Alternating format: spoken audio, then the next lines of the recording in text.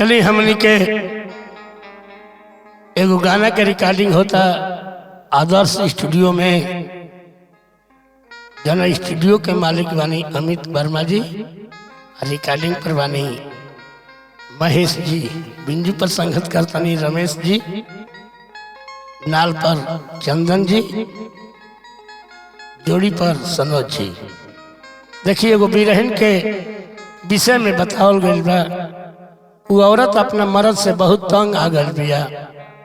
दारू पी के राती खाने बेरा कुबेरा हुआ आवता बेचारा आके औरत के बहुत फजियत करता। मेहरारू कहलस का कहलस, आरे बेरा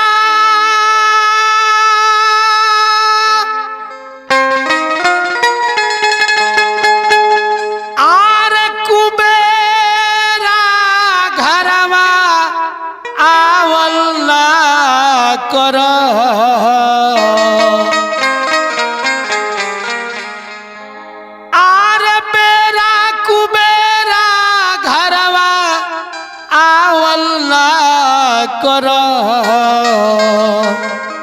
सैया सुतला में हमरा के जगावल ना कर।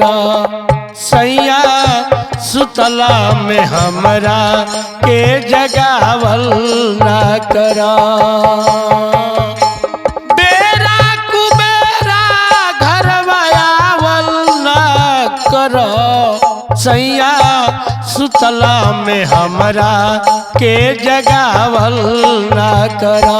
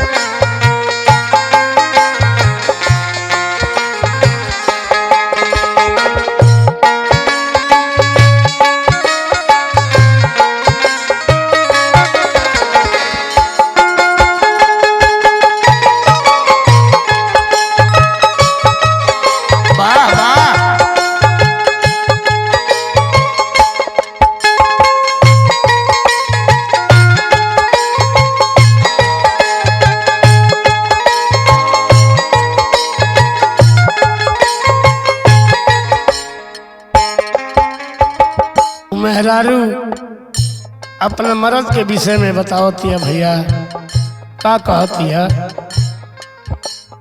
सोझा न होई पोछ कुकुर के केतनो तेल मलाई हो, केतनो तेल मलाई।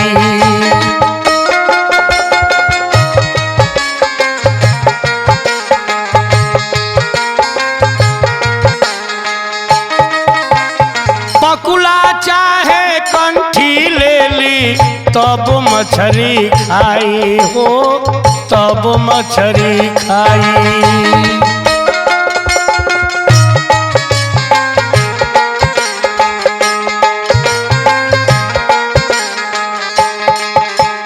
सोझा न होई पोछ कुकुर के केतनो तेल मलाई हो, केतनो तेल मलाई। बकुला चाहे कंठी ले ली तब मछली खाई हो, तब मछली खाई। हमरा हमरा दिलवा में अगिया लगावल ना कर। हमरा दिलवा में अगिया लगावल ना कर। सैया सुतला में हमरा के जगावल ना कर। सैया सुतला में हमरा के जगावल ना कर।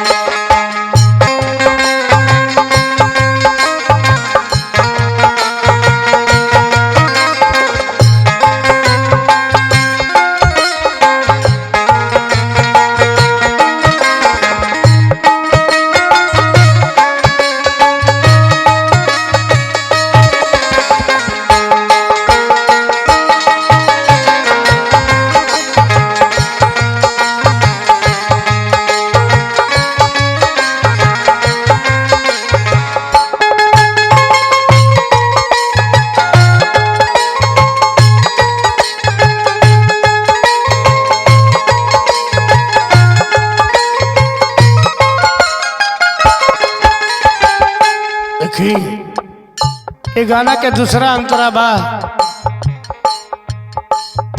बेंगुचा भाला सागर में दूध के कैसे रही हो, दूध के कैसे रही।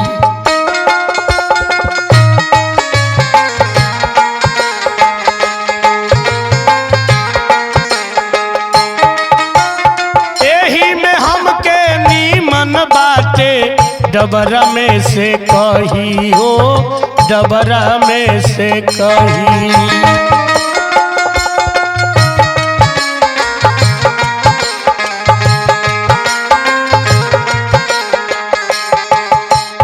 बेंगुचा भाला सागर में दूध के कैसे रही हो, दूध के कैसे रही।